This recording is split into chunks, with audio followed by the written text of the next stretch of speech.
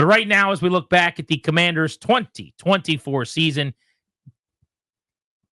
Danny, I want to know what your best and your worst thing that happened this year was. And it could be very specific. It could be a moment of play, a game. Could just be a trend, something, that went well, something that didn't.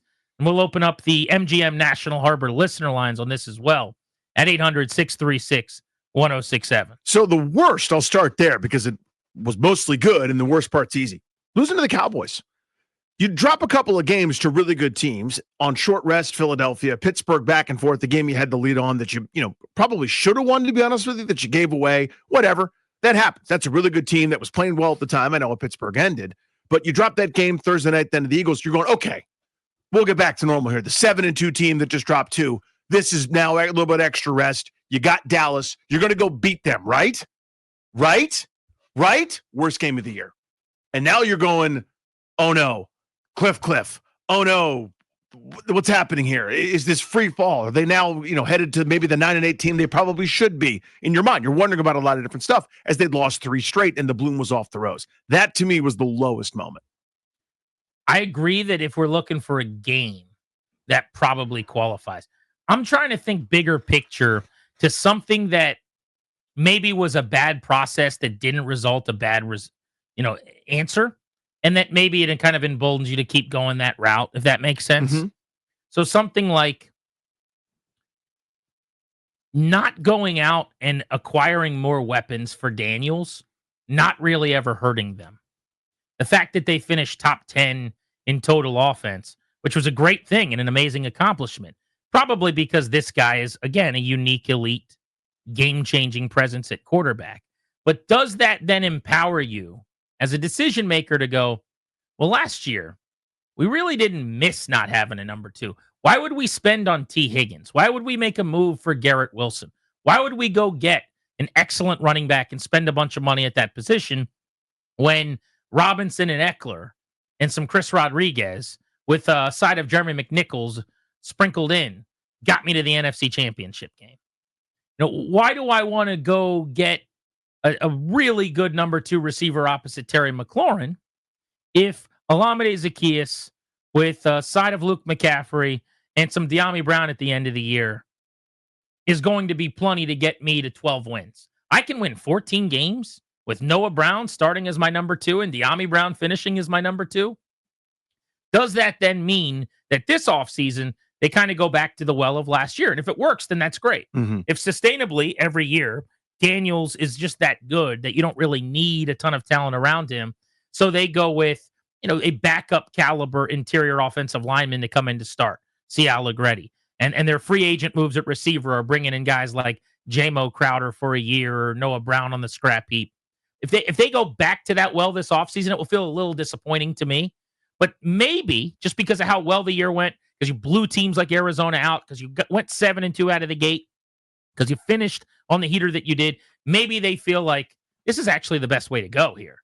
Let's do it a little cheaper in free agency. We don't need a lot of talent. Let's focus on camaraderie, brotherhood, chemistry. And I don't know how much of that is replicable. I hope it is. I think Dan Quinn's going to go to the end of the earth trying to make it replicable. But I think in the end, talent's going to win. I think the Eagles are playing for the Super Bowl because they're the most talented team in the conference. Yeah, they had a little bit of discord. And you have a strong enough culture in a locker room to overcome some of those things, right? You can have a diva. You can have a guy read a book on the sideline and still beat people. You know what I mean? Like, you can deal with a little bit of it. You know what? I just thought of something when you said that, too. They made one really splashy move for like a star. And you can make the case that at least for this year, it backfired pretty extensively. Yeah. Right? Maybe that's the worst thing that happened, both in real time, because Marshon Lattimore came in for the picks that they gave up for him and played so poorly that they were worse off defensively a lot of the time when he was on the field. But also the figurative part of this, again, is what I'm saying, which is I like that you stick your neck out a little bit, that you try to get aggressive, that you throw money at a problem, so to speak, and that you brought in a real impact player who has a chance to be great. And an area of weakness, too, by the way. So that's what made it all, doubly exciting for everybody. So, I mean, to me, the expectation that he was going to solve everything and help really leads to our level of disappointment. But I think it's a smart point. So that'll be my worst thing that happened, that the one time they really got aggressive and rolled the dice on a major move, it backfired, and I hope it does not make them gun shy going into an offseason where I'd love for them to try to go bring in a real stud at wide receiver or edge rusher. I hope they don't feel like they touched a hot pot and burned them, and they're not going near one we can again. get away with it. I don't want you to think you can get away with it. I think that's a smart one. Mine's a little smaller for best thing. Beating the Eagles. And you're going to go, well, okay, that was a fun game, but why? What was the narrative? Remember the stories? Yeah, they beat Carolina. Okay, they beat Cleveland. They beat Arizona when they weren't playing real well. The only team they beat with a winning record was blah, blah, blah. They're 0 and blah, blah, blah. They beat the Eagles. And they didn't just, it was back and forth. It was unbelievable.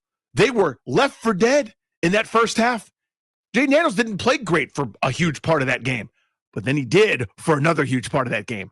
Those 5 touchdowns, just backbreaker after backbreaker. 4th down and 11 converted. Finding Jamison Crowder over the middle, settling that narrative that he can't throw over the middle, wherever the hell that was, to bed as well. Everything that happened in that second half, basically, really that fourth quarter where they scored 22 points to win the damn game. Absolutely incredible. I'll take that over a Hail Mary that got tipped. I know that's going to be a lot of people's answer. Yeah, that was a great moment. That was fun. I screamed and jumped and whooped and hollered. And that's all well and good. I'm not belittling that. But to me, that's a lucky fluke thing.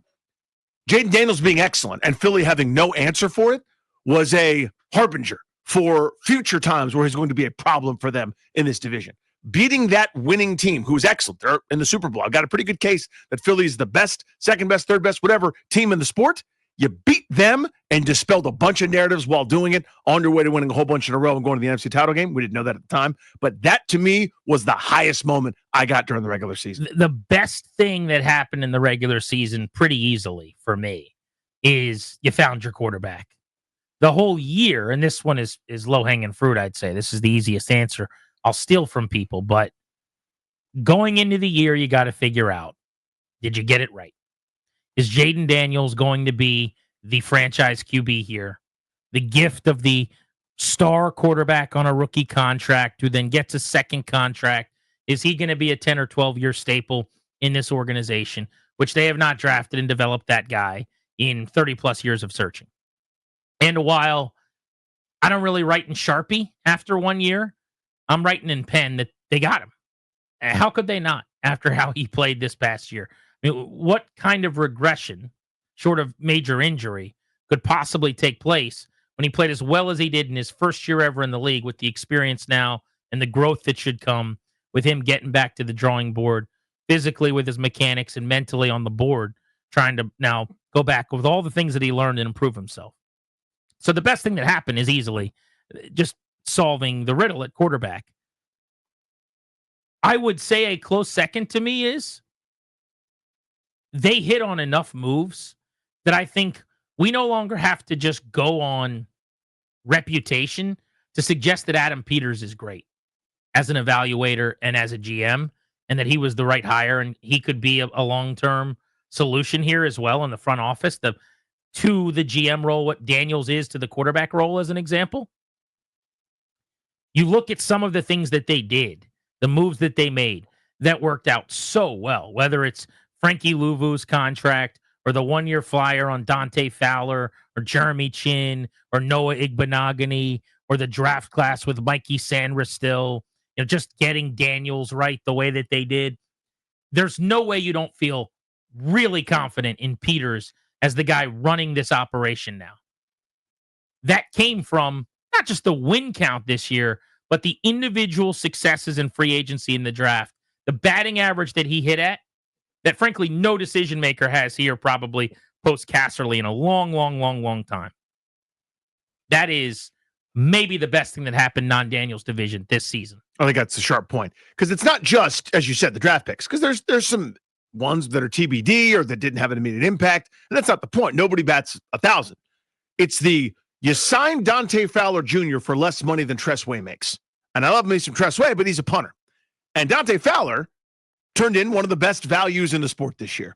You had a Bobby Wagner, a transformational person. A guy like Austin Eckler, maybe your second best offensive weapon over the course of much of this season, for nothing to turn around this giant oil tanker that's stuck in a ravine.